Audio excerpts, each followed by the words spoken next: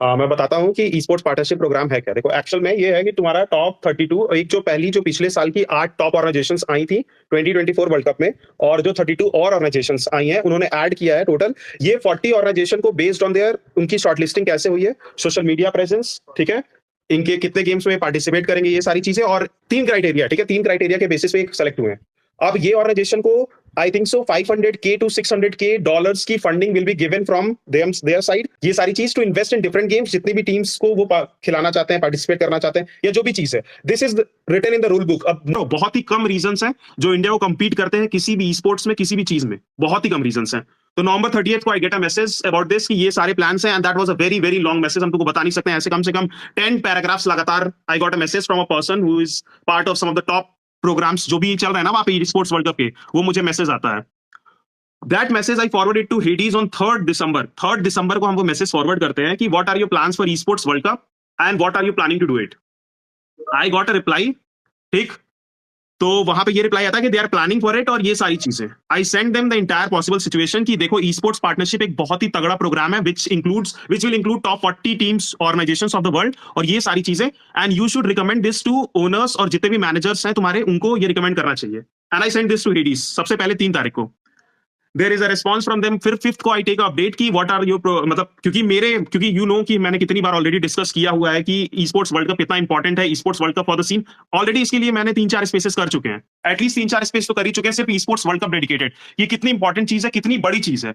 There are going to be people जो इसको दिखाएंगे कि ये बहुत बड़ी चीज नहीं है, बट यू आर रॉन्ग। ये बहुत ही बड़ी चीज है इंडियन रीजन के लिए, ई स्पोर्ट्स वर्ल्ड कप।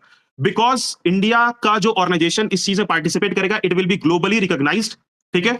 अब वो उसमें कैसे काम करते हैं वो उनके ऊपर डिपेंडेंट है। लाइक तुमको बताते हैं वैलोरेंट पार्टनरशिप या वैलोरेंट फ्रेंचाइज लेना ग्लोबल स्पोर्ट्स का one of the biggest achievement है। They have not perform well, इसलिए वो चीज की वैल्यू और सिग्निफिकेंस कम हो रहा है। अब वैसा ही सेम रहेगा कि हाउ दे परफॉर्म, एसएटीएल कैसा उसमें करती है, तो उसकी सिग्निफिकेंस उसके हिसाब से डिसाइड होगी। 3-4 दिन 5 दिन के बाद से I when I don't get update, तो फिर आई रीच आउट टू आलोक। मैं आलोक को मैसेज करता हूँ कि देखो ये सारे इतने प्रोग्राम्स हैं, ये सारी चीजें हैं, दिस आर द थिंग्स, ये सब चीजें, और what is organisation doing to get esports world cup के लिए पार्टनरशिप स्लॉट या फिर जो भी चीजें हैं, व्हाट आर द फॉर्म्स, ये सारी चीज। उसके साथ मेरी लंबी चौड़ी 30 मिनट तक बात होती है, सब कुछ होता है। उसके पहले हेडीज के साथ भी सिर्फ मैं ही नहीं रीच आउट किया था। देयर इज वो 3-4 बंदे और हैं जो सारे के सारे रीच आउट करते हैं इन सबको, जिनको मोस्टली फ्रॉम द जितने हमारे मॉड वाले हैं ना, क्योंकि उनको ये इन्फॉर्मेशन मैंने कन्वे की थी, तो डिफरेंट सोर्सेस से भी टाई की, क्योंकि हमको पता चल गया था नवंबर 30 को कि ऐसा कोई प्रोग्राम है और ये सारी चीज है। ये बंदे उस चीज को बिल्कुल भी सीरियस नहीं लेते हैं, उस सारी चीजों को इग्नोर करते हैं पूरी तरीके से अपनी साइड से। There is no information from their side to top organisation, top management, जितनी भी चीज है, और owners they should be ashamed of themselves कि ये सारे ओनर्स अगर किसी भी एक ऑर्गेनाइजेशन को, इतने बड़े ऑर्गेनाइजेशन को रिप्रेजेंट करते हैं, and there is no information to you, और उनकी साइड से कोई सोशल मीडिया प्रेजेंस नहीं है। फर्स्ट ऑफ ऑल, किसी भी ऑर्गेनाइजेशन की अगर हियरार्की, किसी भी ऑर्गेनाइजेशन का फाउंडेशन, किसी भी ऑर्गेनाइजेशन की मैनेजमेंट इतनी शिट हो, मतलब बिल्कुल ही shit, this is one of the worst man. इतनी बड़ी फैन बेस, इतना सारी चीजें, सब कुछ तुम्हारे पास है, even the information is conveyed to you, सारी की सारी चीजें तुमको स्पून फीड किया जा रहा है, entire thing is spoon fed to this organisation. उसके बाद भी इनकी साइड से zero zero accountability, zero efforts, कोई भी चीज नहीं। The information that I get from them, जब ये सारी चीजें खत्म हो जाती हैं, कि इनको टाइम पे पता नहीं चला ये सारी चीजें, when I was the one who inform them every little detail, जितनी भी लिटिल डिटेल्स हो सकती है ना, कि कैसे क्या चीजें कर सकते हैं, क्या क्या प्रोग्राम हो सकते हैं, because I was very very interested. Last year मैंने स्पोर्ट्स वर्ल्ड कप को बहुत फॉलो किया था 2024 में, ठीक है।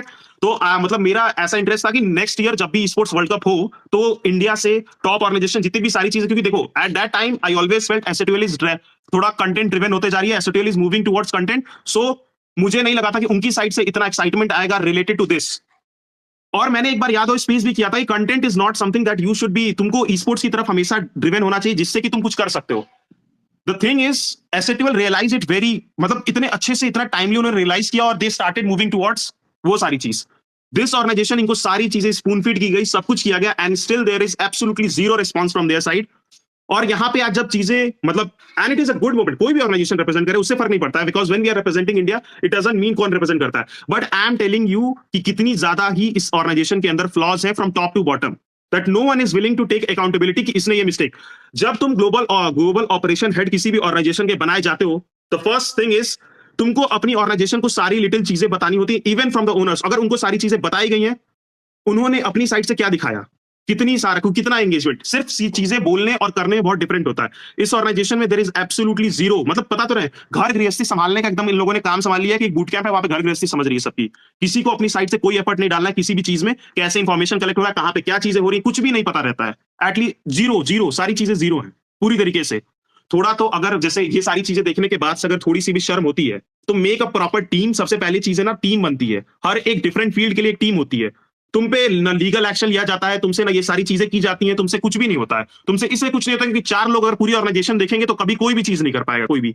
हर एक फील्ड के लिए एक डिफरेंट टीम बनती है। हर एक फील्ड के लिए जब डिफरेंट टीम बनती है तो वो टीम उस फील्ड को ध्यान देती है और वो रिपोर्ट करती है टू द टॉप लेवल। यहाँ पे ऐसा लगता है कि यहाँ पे कोई भी एक हिरार्की नहीं है किसी भी चीज में। तो टॉप इज वो अपना घुसे हुए हैं, उनके साथ ही इन्वॉल्व है, फैमिली फैमिली चल रही, कुछ भी नहीं हो रहा है। वेन यू आर प्रोफेशनल तभी चीजें वर्क करती हैं, अगर प्रोफेशनल नहीं है सारी चीजें तो कभी वर्क नहीं करेंगी। और ये चीज इस ऑर्गेनाइजेशन को जितनी जल्दी समझ में आए, क्योंकि देखो you have represented in many events, तुम्हारे पास सीओडीएम इवेंट रिप्रेजेंट किया, भले it is not part of. देखो सबसे पहली चीज तो इन्फॉर्मेशन कन्वे जब होता है तो सबसे पहले जानना होता है क्या क्या प्रोसेस होता है। The worst part is this organisation did not even bid for esports world cup. अगर तुम बिड ही नहीं करोगे, अगर तुम अपना फॉर्म ही नहीं डालोगे या फिर कोई भी चीज एफर्ट ही नहीं डालोगे, तुम रिजेक्ट हो जाते हो बेस्ड ऑन सर्टेन क्लॉजेस, तुम रिजेक्ट हो जाते हो बेस्ड ऑन सब कुछ चीजें। तो इट इज अंडरस्टैंडेबल। जब तुम किसी भी चीज के लिए एफर्ट ही नहीं डालते हो, you have no idea what this slot means, you have no idea what this partnership program means. तुम एक बार अगर ये मतलब इस लेवल की तुम सोच लो, इस ऑर्गेनाइजेशन की इस लेवल की डमनेस है, इस लेवल की मतलब मिस्टेक है, एकदम एक्सट्रीम लेवल ऑफ स्टुपिडिटी। अभी तो मैं बहुत ही प्यारे वर्ड यूज कर रहा हूं, these guys deserve even worse than that, क्योंकि इनकी साइड से इनको पता ही नहीं कि इस प्रोग्राम से क्या बेनिफिट हो सकते हैं, इस प्रोग्राम की सिग्निफिकेंस क्या है, इस प्रोग्राम की वैल्यू क्या है। ये लेवल पे ये ऑर्गेनाइजेशन चल रही है, this is one of the top esports organisation of India. इनको ये लेवल की इंफॉर्मेशन है इनके पास, इस लेवल की इनके पूरी ऑर्गेनाइजेशन की हालत है। तो ऐसी चीजें अगर इनकी तरफ से हो रहा है, ऐसी चीजें अगर ये कर रहे हैं, तो why do they deserve support? तुम बिल्कुल सपोर्ट डिजर्व नहीं करते हो। अगर तुम्हारी साइड से इधर be a man and come tomorrow, या फिर कभी भी नेक्स्ट लाइफ पे जो भी चीजें हैं, मेक टीम फॉर एवरीथिंग। ये ऐसे नहीं होता कि तुम्हारा काम हो गया बस भाई जो भी चीज चल रही है यहाँ पे, हमारे पास बीजेएमआई में कोई कोच नहीं है, किसी के पास कुछ भी नहीं है, सारी टीम्स ऐसे फालतू में कोच थोड़ी ले रही है। 16 साल के बच्चे के ऊपर पूरी डिपेंडेंसी डाल दी गई है कि वो पूरा एनालिस्ट जो भी चीज करेगा। इधर जो भी चीज है हर एक चीज में मतलब literally zero. CODM is manage individually, पूरा का पूरा learn and Deku are managing, and you are already seeing कि उनकी टीम कितनी अच्छी है और वो सारी चीजें परफॉर्म करेंगे, because those guys are taking the responsibility of everything.